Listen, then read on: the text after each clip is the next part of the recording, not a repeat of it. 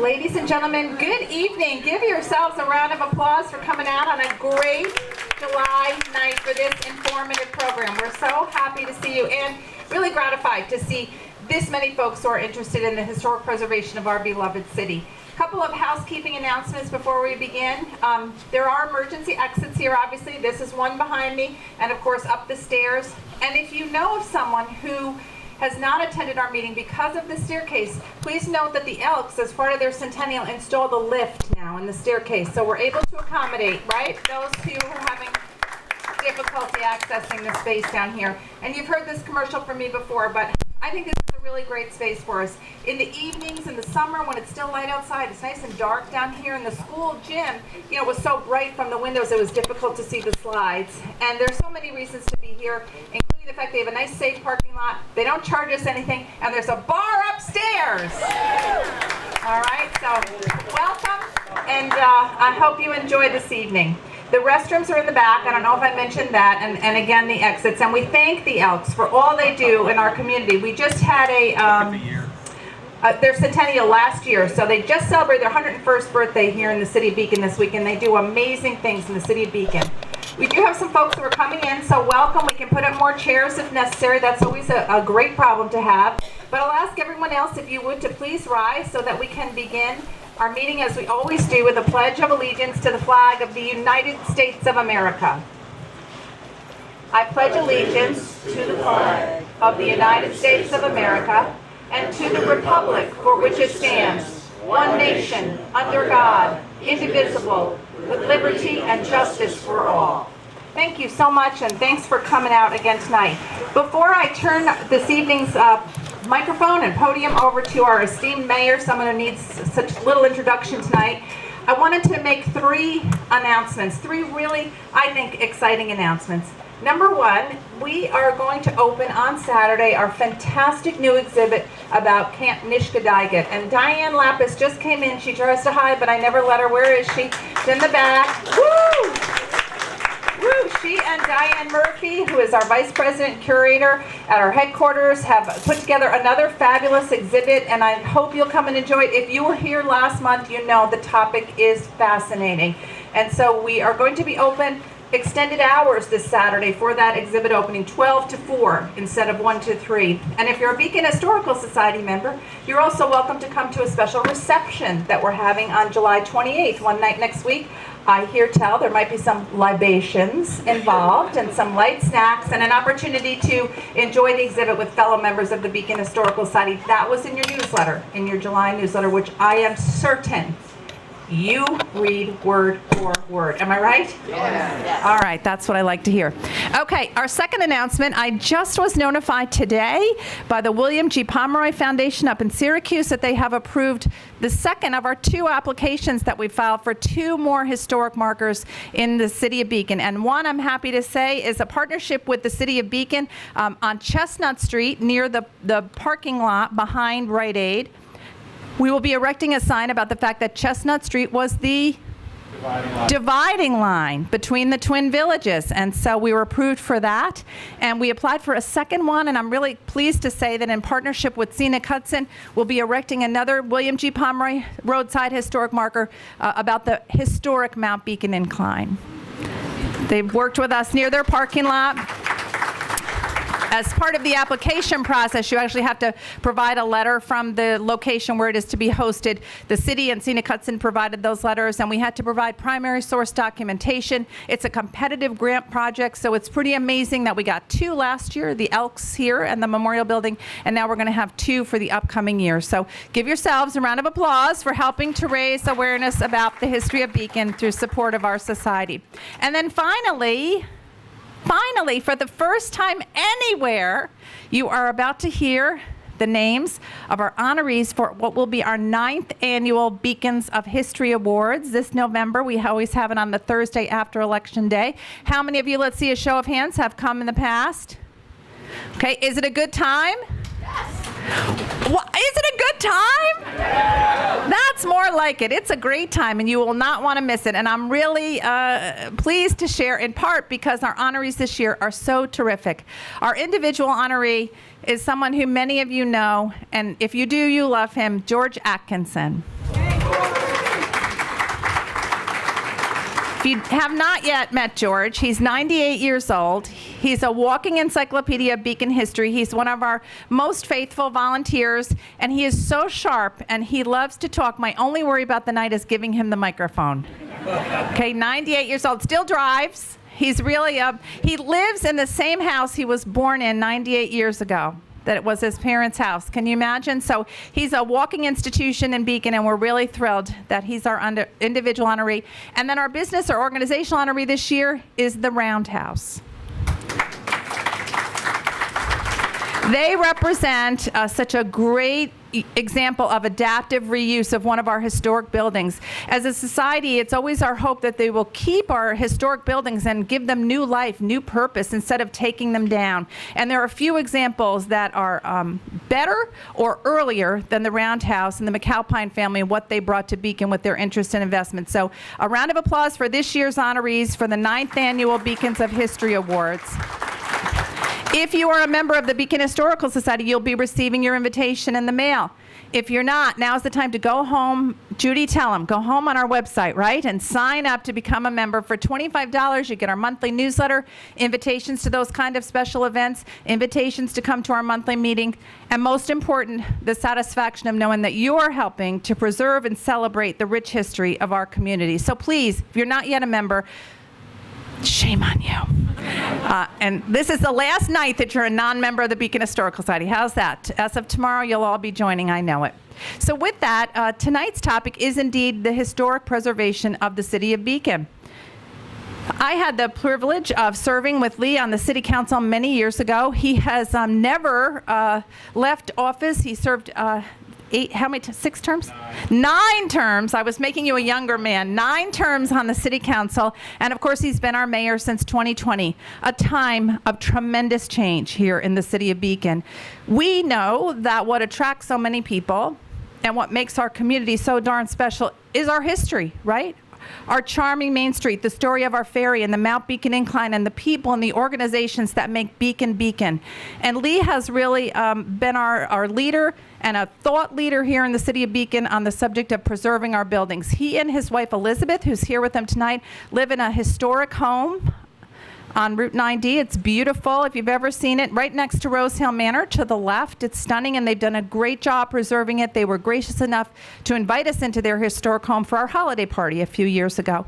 And if you missed that, I don't know what to do with you, right? Because we have great programs like that. So I called Lee in the fall, and I said, you know, the Historical Society would really be interested in a program that talks about the city's plans and policies and programs when it comes to preserving our building and our history. And without hesitating, he immediately agreed to do it. It was something that I hope he found to be a labor of love as he actually put his thoughts together for tonight's program, and I know you're going to enjoy it. Please welcome our mayor, Lee Kyriacou.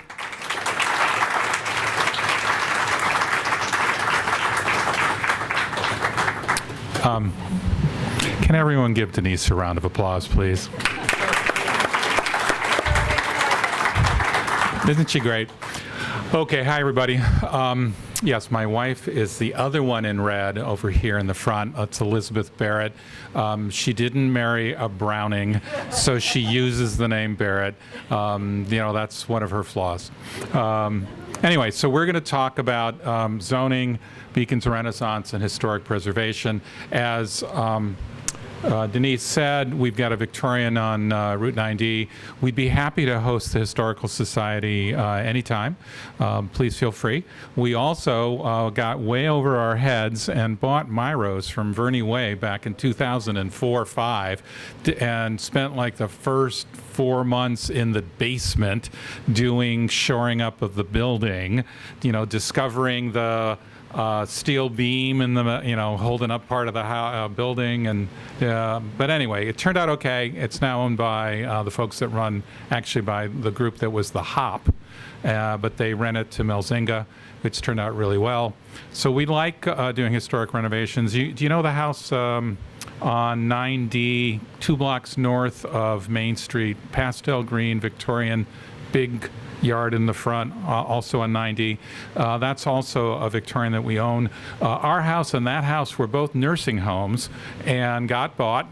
Renee Fontenot bought that one, and we did the renovations on ours. She did most of them on theirs, and we also keep that one up. So we love old houses. Don't ask us why. It's a labor of love. So remember, there's 3 topics here. I'm going to quickly talk about all 3, but I will get to historic preservation. There is a logo for the Historical Society and for the City of Beacon. They do not, that doesn't mean this is an official document of either, right? And any errors I make are clearly mine, all right? And let's keep going. All right, so what we're going to talk about today on the next slide, if it moves. Ooh. All right, so we're doing Zoning 101. Okay, you're going to get a very quick version of just how to think about zoning and planning, because I'm a geek. I know how all this stuff works, and for me to present it to you, I've got to give you like 5 minutes of basics, so it won't take long, honest. All right. Then we'll talk about Beacon's Renaissance and what's the role of having a vision of where we're going, of planning, and of zoning. And I don't have all of the information here. In fact, there's a few people here that I want to interview to kind of learn some more, because my world started in 1993 when I got on the council. And people like Peter and Denise, and is by any chance Ronnie here? I want to talk to you all because I needed to learn what we did prior to 93, and I have some basics. I did find zoning maps from 1949, 1974, and I'll show you some of those, but I have little gaps, and so I may not get it right. Help me out if I do, or at least excuse me, and we'll learn more as we go. So this is a work in progress. And then I'll show you something about the urban planning. I'll show you some photos from Beacon, but some of you will recognize them when we were kind of down and out. And then talk about the revisioning and about some of the key changes that we did. Some of them were zoning. What's important to know is a city cannot remake itself, all right? That's the individuals who own the properties, who come in, or a museum, or a business, or a renovator. A city can enable stuff, or it can get in the way. And so this is a lot of the story is the city figuring out how to not be in the way and enable the Renaissance, and then seeing it flower, and then discovering that historic preservation is an important part of it, all right? And so we'll talk about that in terms of what's the first ordinance in 1991, what were the original properties, what were added. You'll discover we've got hundreds that we've protected, and there's more to do. And so actually the last part is a challenge to you all to say, hey, there's some more to do. We should get some volunteers and some help. So I'm here to recruit, okay? So let's go on. Zoning 101, quick version, right? I'm not going to give you the details, but this is the involved parties, right? So there's a community. It has important roles, but the key role is you elect your officials, right? There's a mayor and a council. They enact zoning laws. They put together a comprehensive plan, right? They set up a group and they review it and approve it. They appoint boards. Mayor does ad hoc committees, right? Those sorts of things. Then there's a planning board. The planning board, people go there thinking, oh, stop this, and it's like that's not their job. They apply the zoning for applicants who are trying to do a change of what their use is or a change in their building. And so they have fairly limited roles. They review and approve site plans. They do something really geeky called a seeker review. We won't even get into that, right? And they occasionally will provide recommendations to the council and its other body, the zoning board, okay? The zoning board of appeals is a different board. The zoning board, so the planning board is applying the zoning that the council has set and is called for in the comprehensive plan. The zoning board ignores the law and gives people exemptions, right? And that's their statutory job, all right? And it's specific, it's required in state law, but they're the body that says, this is required, but you want relief from that, tell me why. And there's very specific and pretty restrictive standards, okay? That's their job. And then finally, there's the building department. In fact, we're giving more and more to the building department because they know what they're doing. We're building our professional staff. We have a new building inspector. He just went to the old high school, and lots of stuff that he's discovering, and we're starting to do our inspections again, all to keep us safe. And that's really important. So in fact, we'll talk about how important the role of the building inspector was in the 90s, and Peter will know this one very well, right, in terms of chasing down illegal conversions. More to come, all right?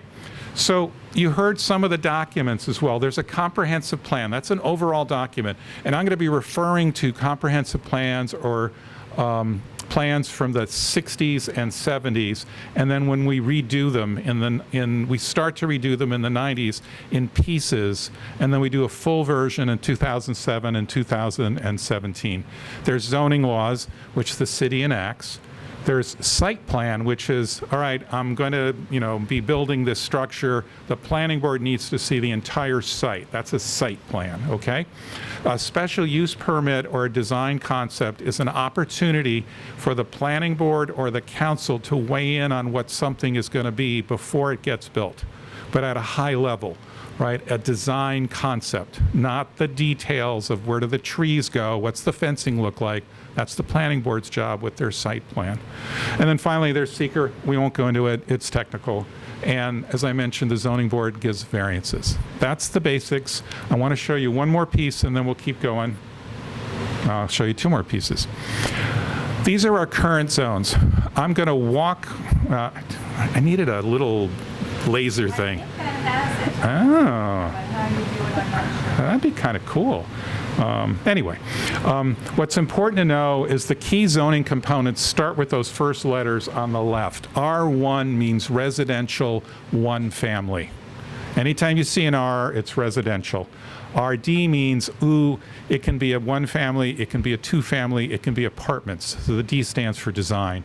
The numbers after that are telling you what's the required size of the lot for a site.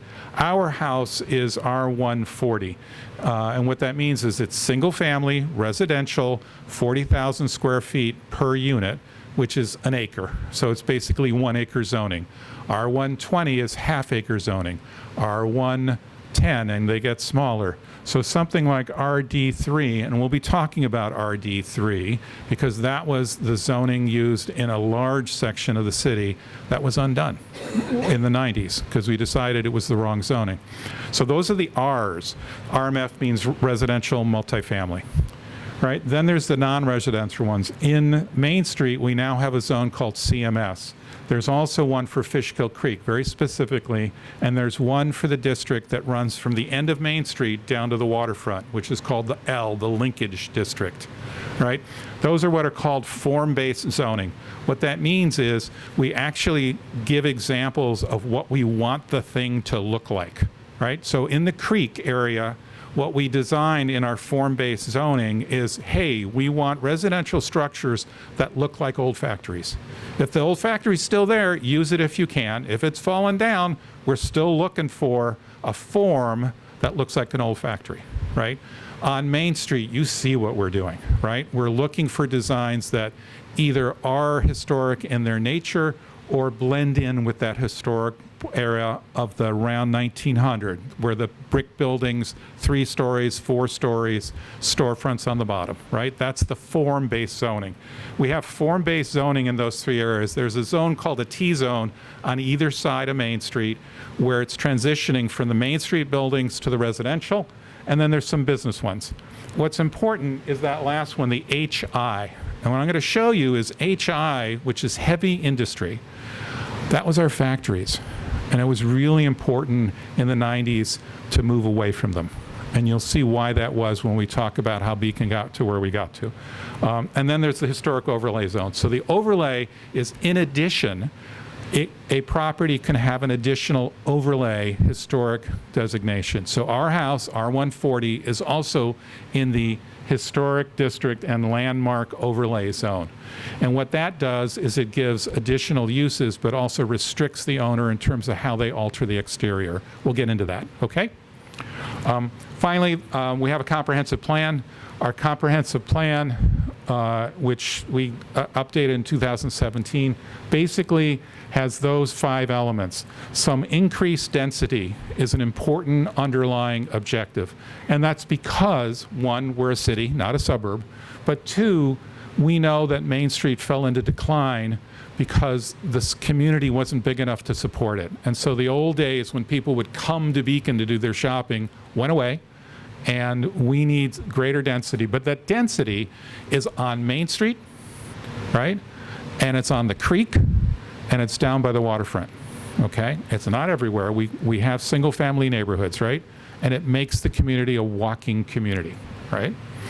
So Main Street was an important element. Again, we look to protect our properties. We've increased density somewhat, right? Probably back to where it used to be. And then we're keep improving, kind of the Main Street area, especially in the middle, right? We have that linkage zone trying to reconnect Main Street to the waterfront. We lost that in urban renewal. And our view, and that's what the zoning says, is we'd love to see Main Street style buildings from the end of where Main Street is on 9D down to the waterfront. And we're starting to get them. We have approvals for some of those. And as that comes, George Mansfield, a longtime councilman, refers to those as the breadcrumbs that encourage people up the hill, right? And that's what we want in that linkage area. In the creek I mentioned, we're looking for factory-style redevelopment, and then we've got historic overlay to encourage preservation. So that's our basic zoning. I want to show you what the zoning was in the 60s. It's pretty interesting. So this is from the 1965 General Neighborhood Renewal Plan. And these are what they described as the building conditions.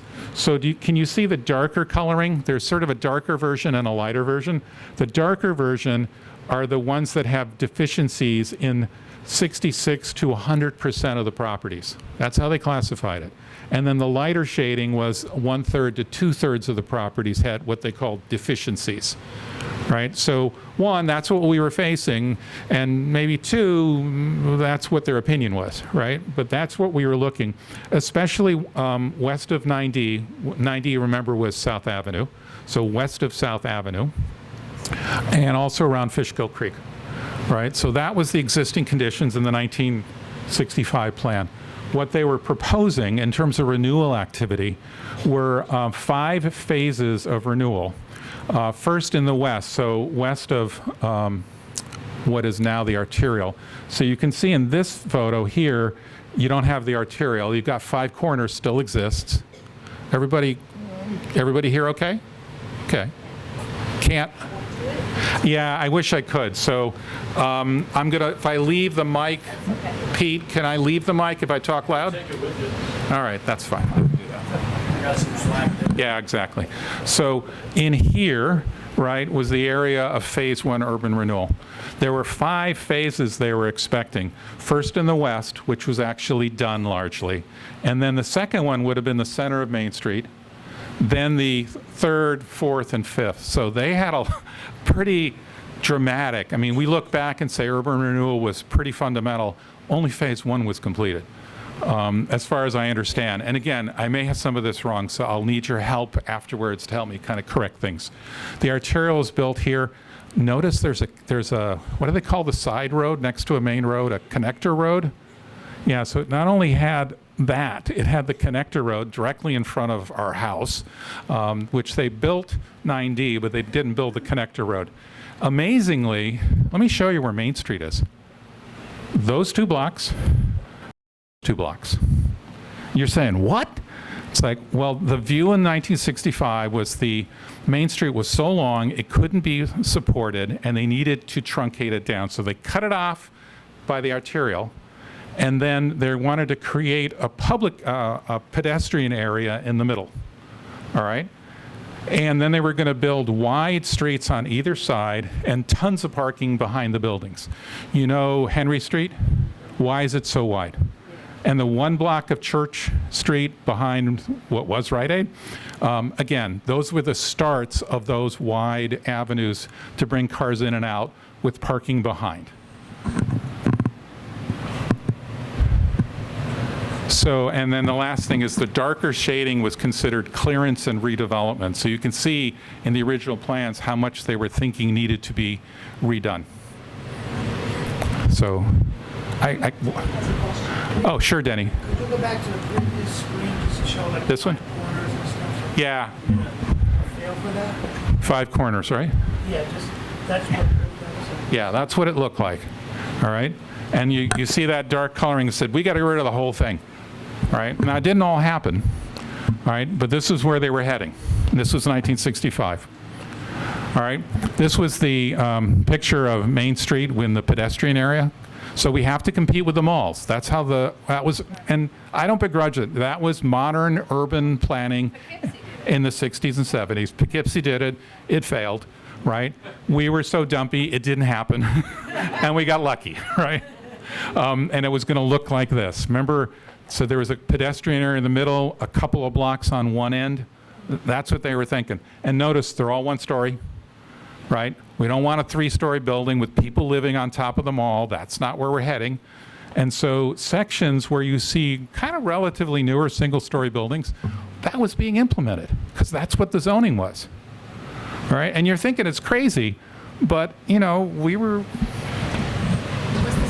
it was the 60s. We needed help, and that was the view of how you would get it done, right? So then there was high-density zoning on either end. I need to show you that. So again, let me be geeky, okay? But remember how I described those zones, and RMF meaning multifamily. So this is residential multifamily, 29 units an acre, 135-foot height. That's what was in the zone in 1975, right? Over here as well, so this is the section from Five Corners heading down to the waterfront, and then the old South Avenue section. This thing called GB actually was the same, right? 29 units an acre. I don't know if it had 135-foot height or whether it had a limited height. I haven't figured that out yet, so I wasn't sure, all right? But imagine 13-story high-rises in here and 13-story high-rises in here at this end of Main Street. That's where we were heading. That was the zoning we had when I joined the council in 1994, which is pretty amazing, right? And what happened was, oh, and let me show you down here. Peter, you remember RD3, right? Yeah, so RD3 was residential design, so you could have apartments. It was 3,000 square feet, so 15 apartments per acre. Our house, which is over here, was in RD3, which means our Victorian was zoned for 15 apartments. So imagine you're selling the house, you know who's going to buy it. Someone's going to buy it and cut it up, right, with zoning like that. But it was expecting a lot of stuff to come down. So the zoning was denser than the actual housing that was there because they thought it was all coming down. And when it didn't come down was when people like Peter was the city attorney, Denise was on the council, and we're thinking, why is this zoning here? And we started rethinking our zoning, okay? So I want to show you some more, but let's keep going. And, that was Beacon in the 90s. That's the curve in Main Street. There's the dummy light on the bottom. Dondero building on the west end. And these are buildings in the middle, right? And then that stack in the middle, does everybody recognize that? That's the incinerator, right? And so what we were looking at was there was, for urban renewal, the housing was replaced pretty quickly. Within 10 years was Forrestal Heights, Hamfish Plaza, Tompkins Terrace, and Davies South Terrace. So there was replacement housing, which we have to give credit for the urban renewal folks. That said, most of the urban renewal lots were still vacant at the time, right? The ones, some of them were redone, but a lot were vacant. Main Street had been shortened, though we were starting to get one-story buildings in the center, and there were no high-rises on either end, thank goodness, right? And then River and Creek still had industrial zoning. A lot of it was HI, which is heavy industry zoning. And then we had the city-operated incinerator. That's what we were looking at the 90s. Now, I started in 94, and I started looking at things at that time. But the first work that I could find was done in 91. So I think this was the Clara Lou era. I don't know when the LWRP started, whether it was before Clara Lou. It might have been, because it took a while. It was Clara Lou? Okay, it was approved in 91. I drafted it in 91. Okay, did it start earlier? Okay, so 91, I think I got this right. This was the first rethinking, right? And the LWRP, well, Local Waterfront Revitalization Plan. It was looking at the waterfront, South Avenue West, and a section of the creek up to 9D. And it was doing modern planning recommendations and modern zoning recommendations, and it was giving us ideas. At least I think it was, because again, I wasn't there yet. But along the Hudson, all right, and west of North Ave, right, and west of South Ave, and then the creek, it was proposing to phase out heavy industry zoning. And it was saying, everywhere in the world, we used our rivers for dumping grounds and factories, and we need to move away from it. It was being replaced with light industry and these funny things called WD and WP, so waterfront park. But this is our park, and this is WD is Long Dock, right? And WD meant they were expecting some kind of development there, but it would fit with the water. So WD could be commercial, could be residential, could be community, could be hotel. There was a proposal to do a hotel here until Sandy taught us all maybe not, right? Because, right, underwater, right? So that was what they were doing at the waterfront. They were suggesting that we reduce our density consistent with the existing buildings.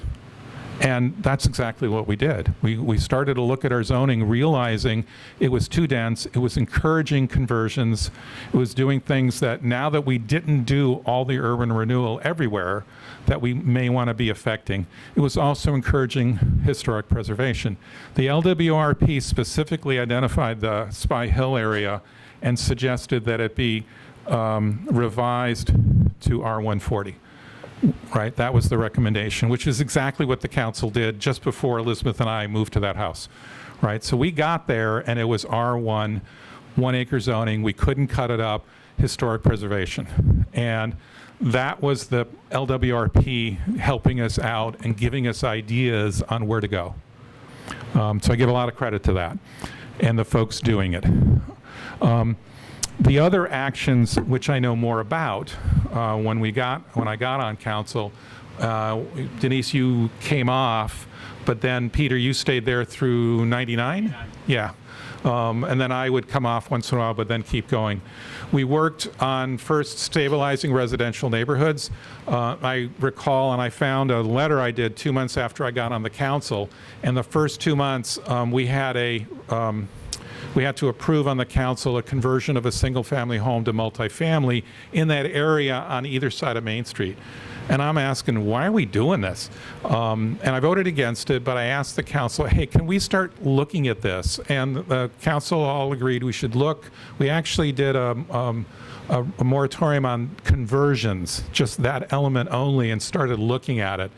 And what we came up with was shifting from RD3, which we showed you was on either side of Main Street, to what most of the homes were, which were R1, single family, 5,000 square feet. Now, we allowed in what we called in-law apartments at the time.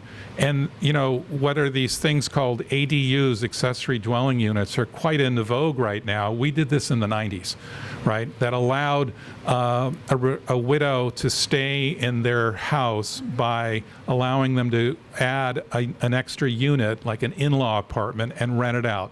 It needed to be owner-occupied. It needed to be inspected. But what happened was, the people who were buying up those houses and cutting them up were suddenly not allowed to come into the market, and young families started buying them. And it had a very quick effect on who was coming into Beacon at the time.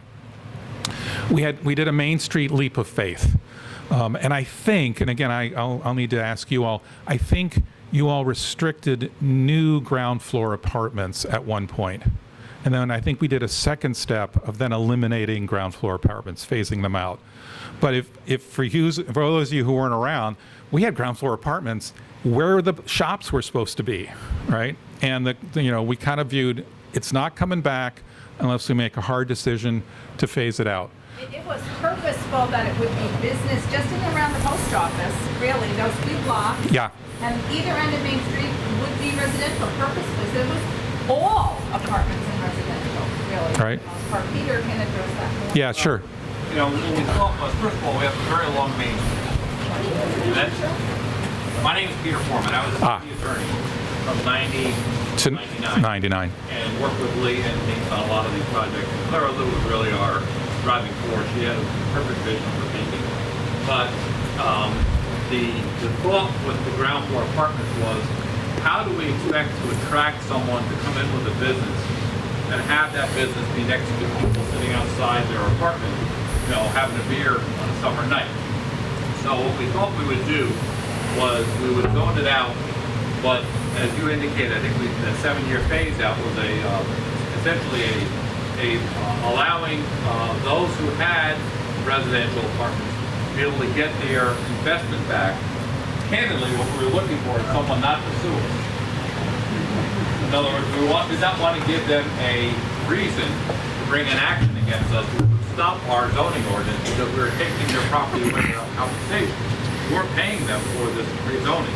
Yeah. And I did my legal research and I said, folks, if we come back with about a 7-year phase-in program, I felt very comfortable we would not have to, and we didn't.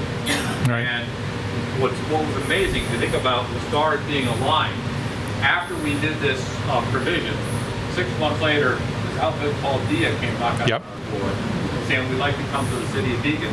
And all of a sudden, all these buildings that we're concerned about, what's going to happen once the residents were evicted? They came in with restaurants and art galleries and Echo and all these other great stores. The rest is history. Yeah. So, as Peter's describing, and some of us are still around, we had to remove the 13-story high-rises, right? Okay, stop that. And guess what? Those are the areas we actually did historic preservation as well. We went to traditional height and historic style, and then you're also hearing the story of zoning out those ground floor apartments with a 7-year phase out. We also included in year 7, and we were going to review the vacancy rates, and we reserved the right to undo it if it was failing, right? And we got lucky, right? We did it at the right time, and then DIA came along. We closed our waterfront incinerator, and we shifted away from factories along the waterfront. So, in my 3rd year in the council, and the city administrator's 2 years on the council, there was a new incinerator that was being proposed. It took a year, but we figured out, nope, let's shut it for good. And then right next to that incinerator is Long Dock that Scenic Hudson bought, Rivers and Estuaries that bought the adjacent parcel, and then, as we all know, DIA bought the adjacent parcel. And that was a huge catalyst for us, and a bit of luck, right? DIA was zoned industrial. It was one of the areas that I was trying to get off industrial. It was marketed industrial. I still have the picture from Empire State Development. That's how they were marketing it. I think what happened was we had one art foundry, Talix, and they had plugged into the arts community. I remember showing the empty Nabisco site to Lee Balter, and he started talking it up to others, and then DIA came along. There's this story about an overflight on the way to Mass MoCA. Yep, Peter? Michael Govan. Yeah. Michael Govan was the executive director of DIA. He's flying to Massachusetts. He looks down and sees the beautiful roof line of the Nabisco building, sees the train station, the train line, and a river, and goes, what is that? Yeah, right. I think he had a connection to Lee Balter, right? So there's a way the stories connect, but fundamentally, it wasn't the action of the city. It's the action of a party seeing something and seeing an opportunity to develop in a place that we started to change the zoning to enable this, right? Because again, the city doesn't make it happen. It's individuals or organizations that make it work. Like the Sowers willing to come in to the empty buildings on Main Street and start to renovate one at a time. My wife and I trying it at My Rose. DIA coming in a big way, right? So, and McAlpin at the Roundhouse. Those are all the people that made it happen. We just enable it. Okay. We changed our zoning on the waterfront and the creek to go more into housing using historic style. We did code enforcement. I wrote 150 illegal. I think the number was 170. Am I close, Peter? Right. Yeah, that's the number I remember. That we identified 170 illegal conversions by counting electric meters because the landowner was so greedy that he put in separate meters and we could identify them. And then we chased them down, right? And the code enforcement was an incredibly important component of the change, all right? And then new city charter, right? New city charter comes along. Mayor Gould gets elected as a strong mayor, not a commissioner form of government. And it's a very stable form of government. We've had 4 mayors, 4 administrators in 36 years. We've changed parties 1, 2, 3 times. Nothing changed. Well, little things changed, but not the direction of the community and not the core zoning and vision. And that was really, really important. And then finally, historic preservation. So I will get on to that next, if you're ready. Okay? Okay. Let's go. So 1991, again, predates me. The historic overlay zone. So it's called a historic district and landmark overlay. I'm not going to give you all the details on this page. I'm going to give you the high level of it, right? So it was to encourage preservation.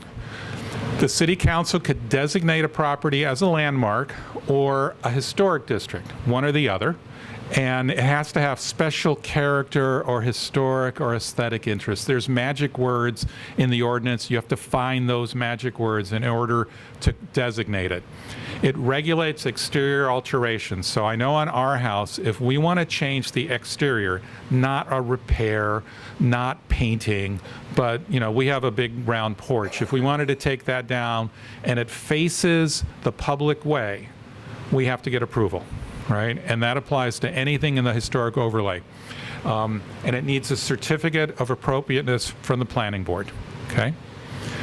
It's only if it's in the public way. It needs to be visible. So the back of the historic overlay property, do what you want.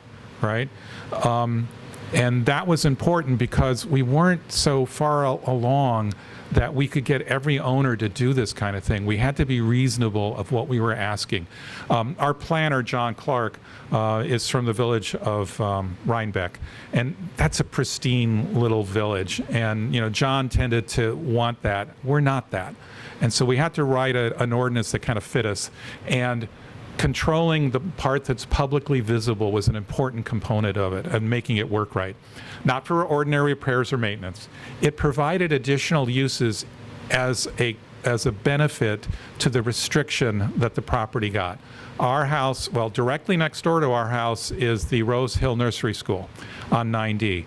That was a permitted use. It's in R1, but it allows for business, commercial, restaurant, hotel, additional uses, as long as it fits in the neighborhood, right? And there's a requirement of a special use permit, and it's a fit element of, does this fit, okay? So that's that. And then there's also an assessment and abatement, and there's a way to get out of it. There's called a hardship exemption, but it's basically going to the zoning board of appeals and saying, I can't do this. There's just no way that this, building will, ever sustain. So we haven't had a lot of those, right? But that's the ordinance. Let me show you what we put in there. Maybe. All right, so this is the included parcels in 1991. And I'm going to start from the top. See the shaded areas on the map?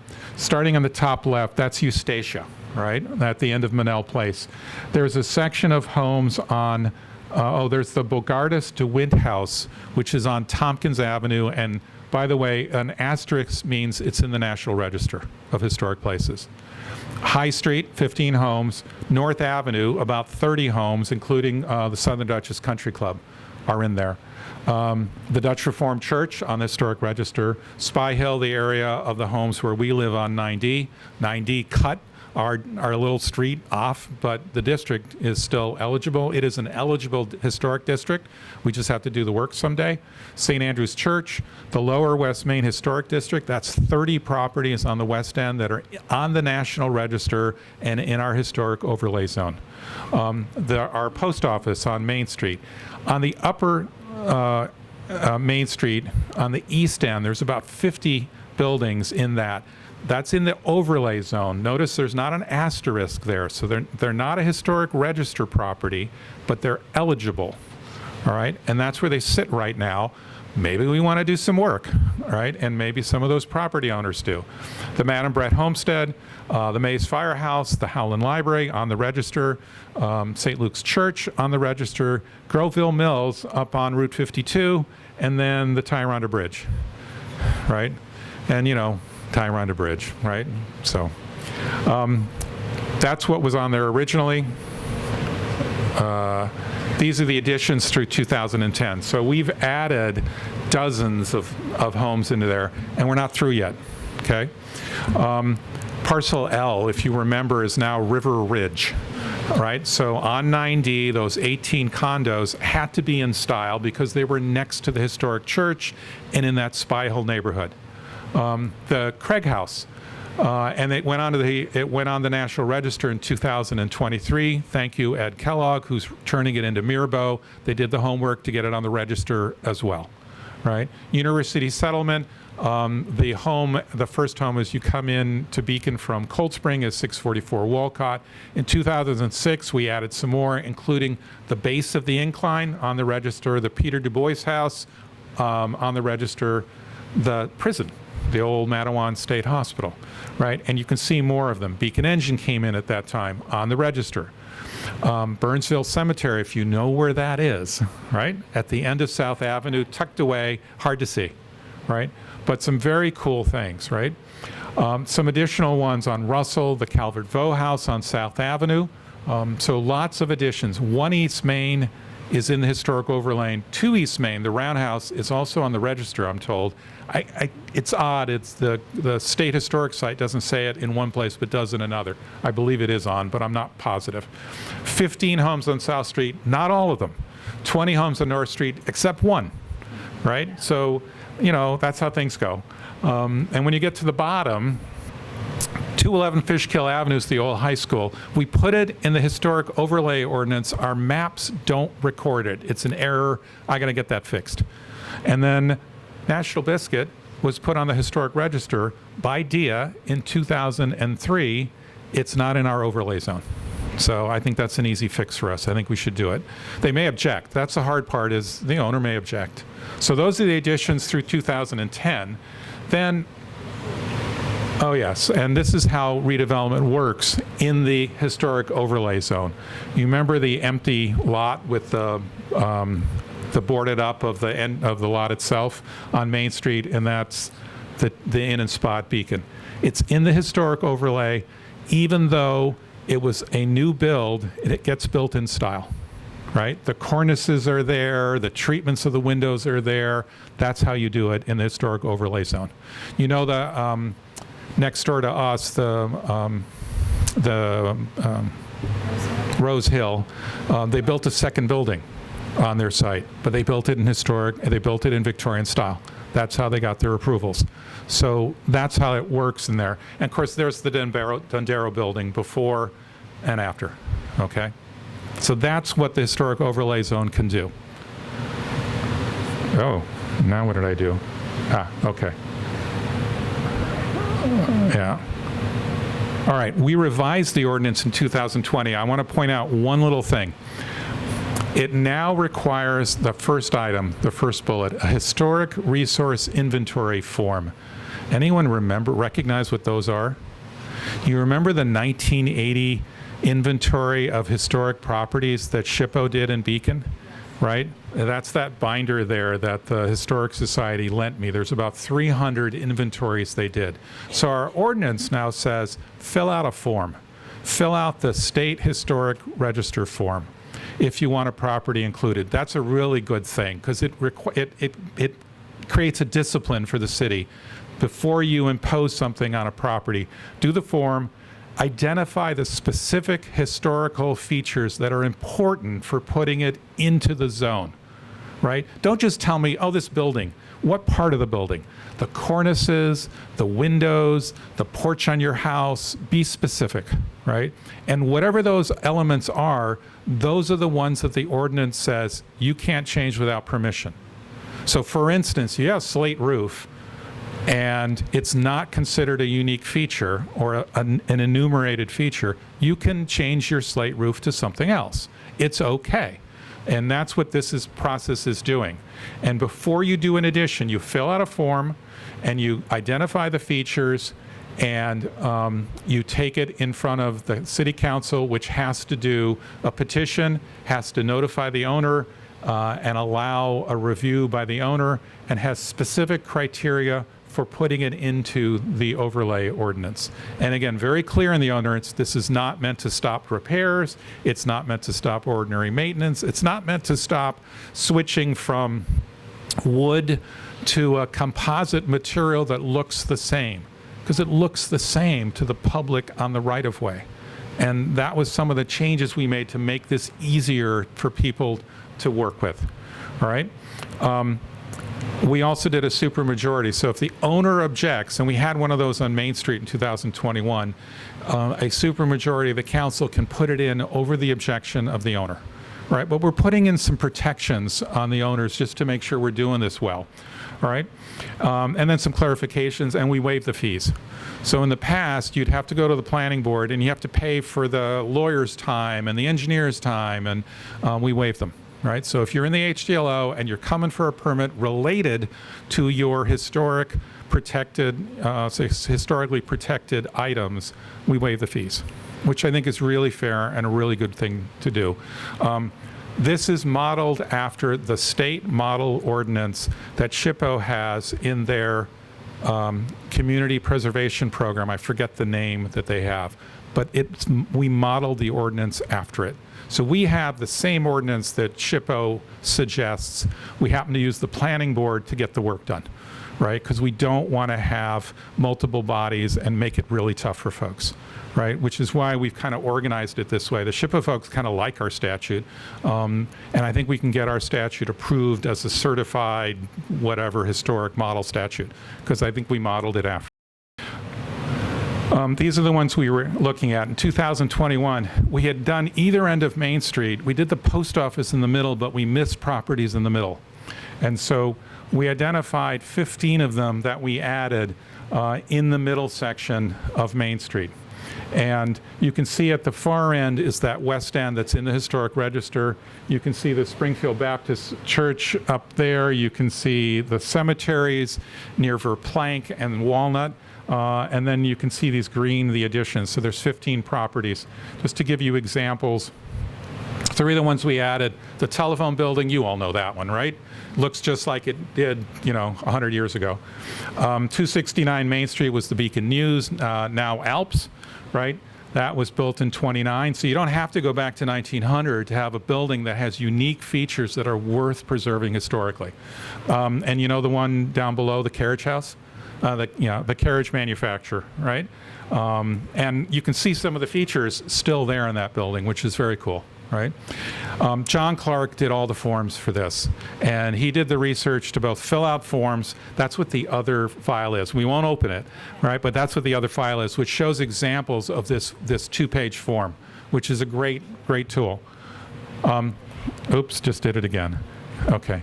These are ones that John did the work for. There's a form for these, but the council didn't pick them up. We focused only on Main Street.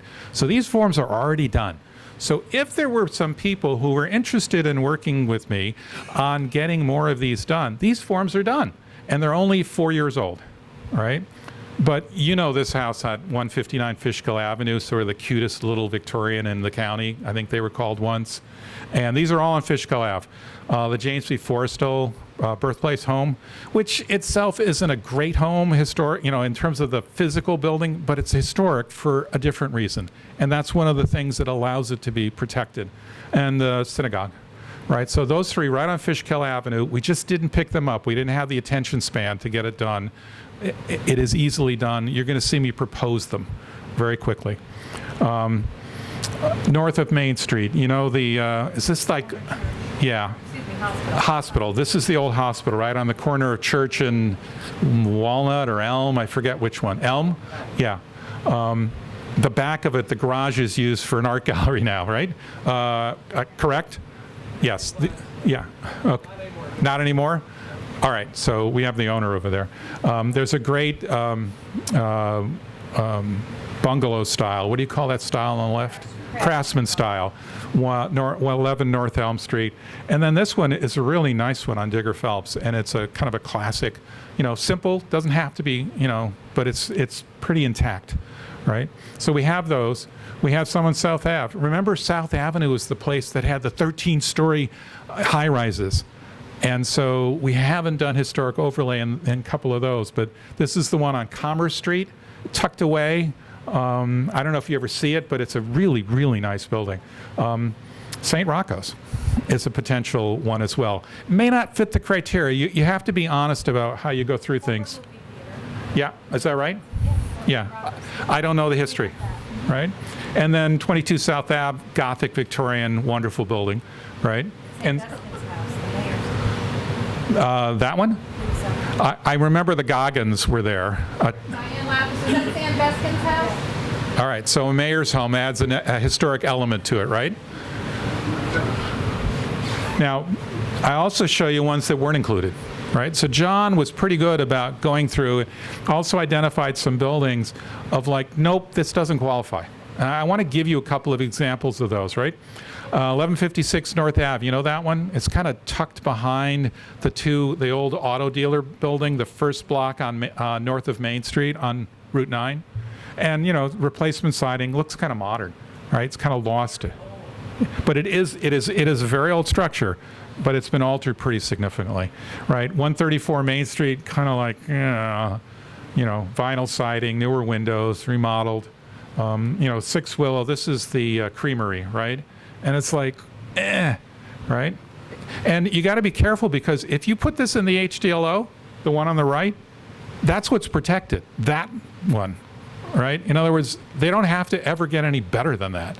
And right?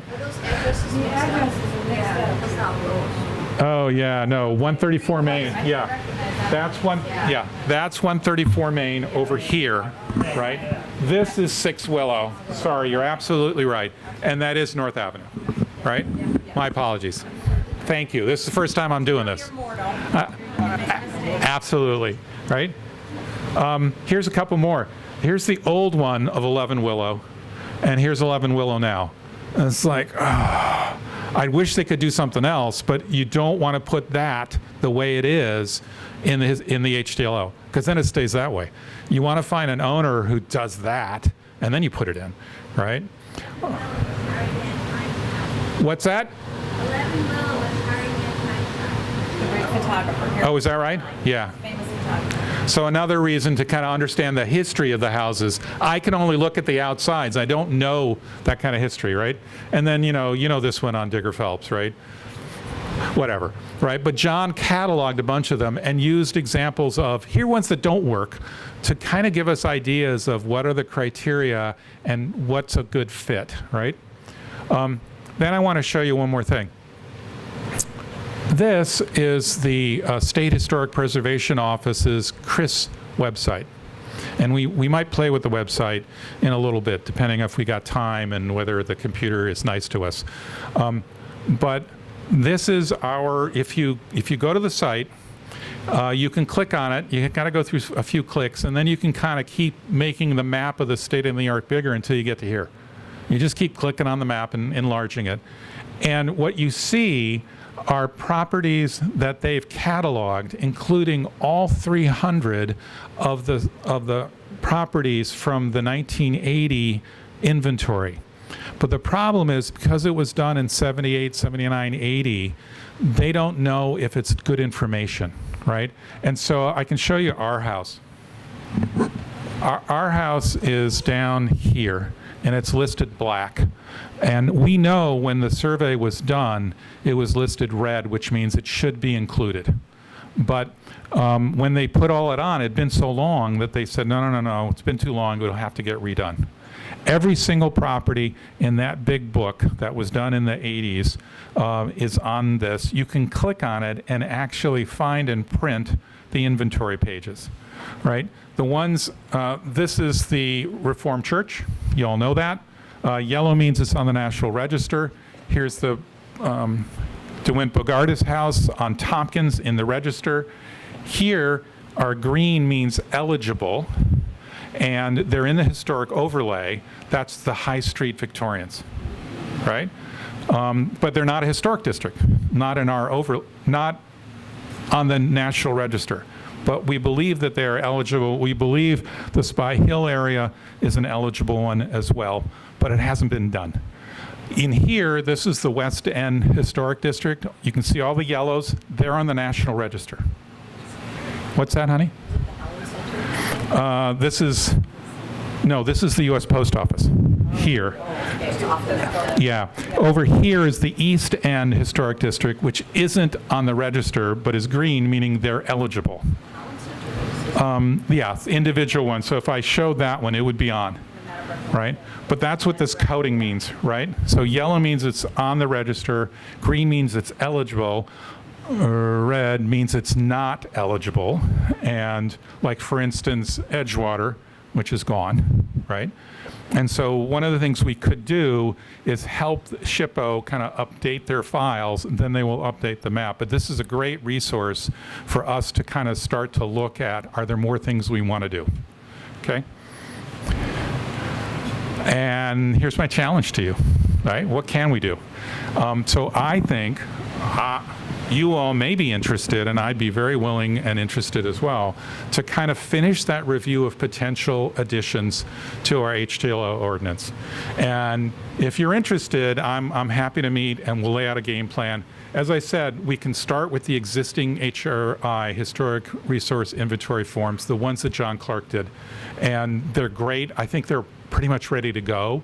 I'd like to do a review, but I'd be very happy to bring them to council, and we could get some of those properties around Main Street. Now, John only looked around Main Street and Main Street itself. There's some properties we rejected, as you saw examples, but we could also dust off the 1982 inventory, start to look at some of those structures and see, are there things there from 40 or 50 years ago that we could update. Some of them will be gone, but many of them will still be there.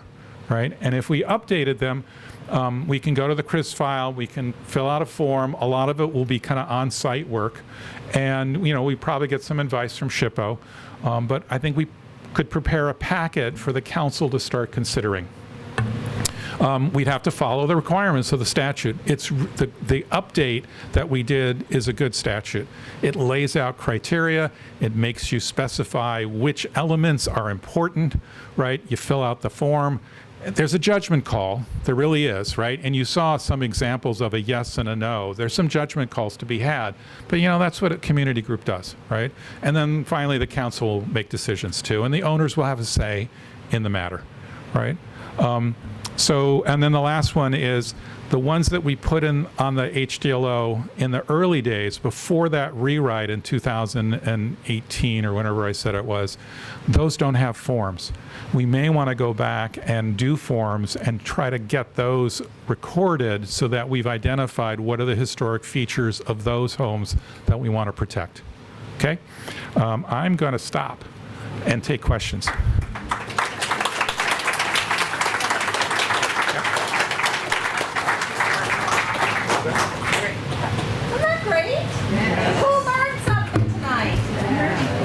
So yes. We have time for some questions. Peter. I just want to fill in one blank. Yes. An attorney worked with me on rezoning all we did, the RD3, the local waterfront revitalization plan, and that is Jennifer Van Tile. Jennifer was a partner with Basil Jonas and Frank Cross. Her client was Fred Filipina, who was the architect for the city council. The building, yeah, Main Street. He wanted to build a restaurant on Long Dock that was going to be like the Chart House. It fell apart because of the macroeconomic conditions in the country. No, before. But in order to make that happen, she had the idea of coming up with an LWRP and rezoning what was heavy industrial on the waterfront, Barney Cohen's junkyard, yep. The Garrett Storm, we had a lot of stuff that we had to deal with down there. But then I said, can you help me get rid of RD3 along Main Street?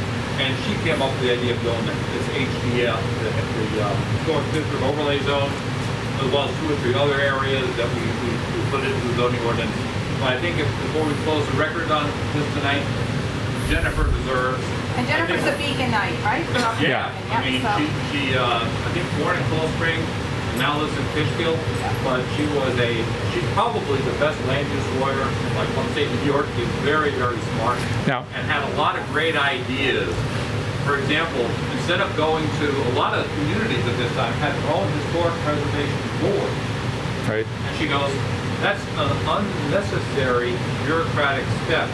Why don't we just give the authority to the planning board Which is what we did. and not have another step for the people to go through? I never would have thought of that in my own experience. But she said, let's make this as simple as possible. But the most important thing is getting rid of the RD3 zone, because there were people taking buildings and chopping them up, making them free families, and destroying the rest of the neighborhood. Yeah. People who wanted to maintain the housing. Yeah, Peter, I'm so glad you're here because I want to fill some gaps, and you all have some knowledge. Remember, I only started in '93, and I want to learn those pieces. Jennifer is typically the lawyer hired by a developer that comes to our planning board who knows more than anyone, right? And, that's how it works. So, yeah, I'm really appreciative, and I want to spend some time with you all after this to kind of start to learn some more because I want to fill in some gaps. I have some cool zoning maps from, you saw it 75. I've got an earlier one or two as well. So, I want to A give couple Lee more credit. questions. Lee was the one who spearheaded getting rid of the first floor apartments on Main Street. yeah. That was a bipartisan done between both parties. And Lee was the guy who led it on. Very good. We're going to, a couple questions. Yeah. Phil. I noticed that there were like a couple of the first floor apartments still out on East Main Street, as you cross. Yes, you're right. And has there been any, has the same kind of like focus been given to that strip on East Main as? I got to look at the zoning because I know they're there. I don't know if it's in the CMS zone per se, but let me look, right? I know they're there, all right? That seems like as we talk about extending Main Street, that Yeah. seems like it's got real opportunity because it's got all this historic buildings, including the, Beacon, Beacon Engine, yep, yeah, all in their original form, just kind of with yep, random things downstairs. yep. I'll check. Question in the back. Diane Lappin wants to question. Speak up. I'd like to invite you to look on our website, historical.org, under page 4. We have a very comprehensive program about the urban renewal project. There are videos and audio. Yeah, and I keep learning more and more about that period. One more question. Scott. All right, Donna. No, I just want to say, it's so great to have a copy of your presentation. Can you make it available to us? Sure. Sure, and we videotape this, and it'll be available on our website tomorrow. If you follow us on social media, you can see the link for it as soon as we have it available. How long is this supposed to be? I'm happy. Yeah, no, I love some more questions. Come on. In the comprehensive plan, Yes. I believe that it talks about trying to encourage, which you're trying to encourage us to do, which is to add more homes to install and register, to get them protected. And it talks about incentives for people to do that. There are certain uses which were added. There are certain things which they don't have to worry about because, well, we added that garage back in 1960, we don't have to preserve it. But there were ideas put around the council for how there would be very positive and additional incentives. And I think there's more than one owner who objected to the last round. Yeah. I'll give you, let me give you examples for. People over the top. So Carriage House, remember that one? Cheese shop is there now, next to the gas station. Do we say that the sides of the building are part of what is in the HTLO, or is it just the front facing Main Street? That's one of the hard questions, right? Because you can see the sides of the building, but it's like, do we have it right when we say visible from the public way? Right? Part of the identify the specific elements you're putting into the HTLO allows us to say, no, not the sides, the front, right? And that is specific enough to help an owner saying, don't worry about this side, worry about this side. The incentives, I think, are still important. I talked to SHPO. Our statute, I'm told, can be a certified model, a certified statute without us being in the certified program, which would be you got to set up a board, as Peter, as you said, we didn't do. That might open up I'm hearing some additional funds and opportunities for owners, and I'm looking at that because I think our statute, and I talked with them about it, it's just very similar. Right. In fact, it has better elements because their model statute is kind of old days when they were kind of a little NIMBY, and now we're all trying to build housing. And some of the things that we do in terms of additional uses, not using a separate board, they started alike as we talked our way through them. So there might be some opportunities to create some more incentives. And I agree we should. So. I'm sure that Lee will be willing to stay for a little bit if anybody has any questions and you want to talk and see him after. But in the interest of time, I just wanted to make a few announcements. One is Lee gave us something of a challenge today. Yes. And that was for us to volunteer and to perhaps work with the city to identify some additional properties. So if you're interested in doing something like that, if you would email us at beaconhistoricalsociety@gmail.com, our normal email address, I'll be happy to put together a group and maybe we can identify some folks who'd like to move forward on helping to expand our database, if you will, of historic properties here. So please consider that. Also, I can't let you go without our famous door prizes. Oh. First, a commercial message. If you have not purchased your copy of this, you're really losing out. Gary, are they not? Right? Judy, are they not? Right? Everybody needs to have a copy of this in their home. Okay, this is 38 years of Bob Murphy's astounding historic research and writing. And so we have them here available. It's $40 a copy, and we would love to have you all go home. I've got 2 copies here. We can take PayPal, cash, or a check. Now the big moment that you've all been waiting for, the famous door prize, okay? So, let's see. The Miss Gels are so good. Chris, what was our attendance tonight? Wow. That's great.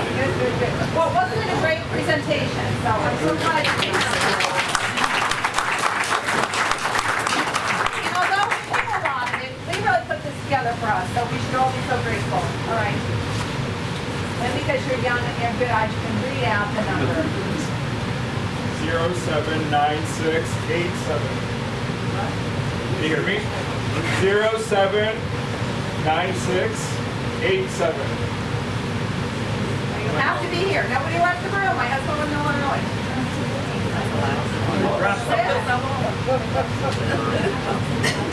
Liz, do you have it? People came after us and get left.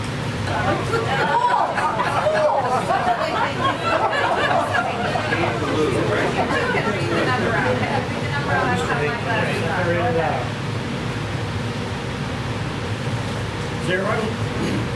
79656.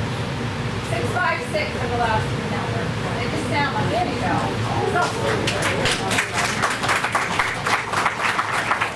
Actually something really neat. They're all sick of me, with my predictable gifts.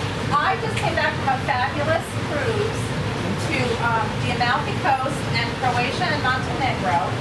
And I'm happy to present you with a handmade bowl from Montenegro. And if I don't spill it, break it on the ground here. So, wow. Take a little picture of that. And I've got another one, so we've got 2 others. And it made it home in my suitcase, which is even more amazing. Along with a lemon cake. 079686. 686. Oh, come on. You need to come in late. Come on, Bill. Don't be shy. Come on. Bill Foster, get up here. Get up here.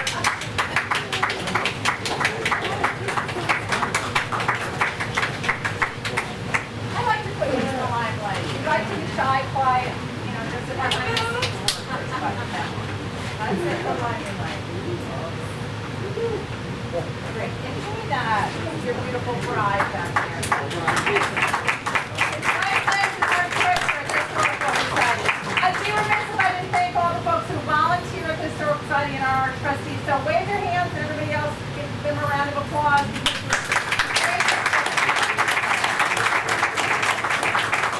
Again, I'm sure we will be able to say and answer any specific questions. The floor is open upstairs if anybody would like to stay. The elks are very nice that they do open it, normally it's just for members, but they open it to us while we're here. And a promo for our August meeting. Now, we were supposed to take our 3rd annual ferry ride across the Hudson, and what happened? Lee, what happened? No ferry ride for us. 2 years, we had such a great time. So, we are going Working on it. Okay, good. Well, we're working on it. That's good. So instead, we're going to repeat a very popular program from last year that involves every one of you. It's called Show and Tell. Okay? So I will bring my 8 or 10 objects from our collection, tell you a little history, but the magic of this program is that you need to bring things that have a Beacon-related story or a family that was in Beacon-related story, and you'll get up and share a little history about them. So Doug, I want you to go tell Paul Gronkowski, I'm expecting you to tell him the bell's on, and lots of things. All right? You can't talk last year. I had you do this last time. Tell them what you brought last time. My prom dress from 1960. Her prom dress from 1960. My first Holy Communion dress from probably 1950. And her first Holy Communion dress. So try and top those, okay? So we have a lot of fun with it. Is there any other further business to come before the Beacon Historical Society for this, our July meeting? If not, go in peace, and thanks for being here.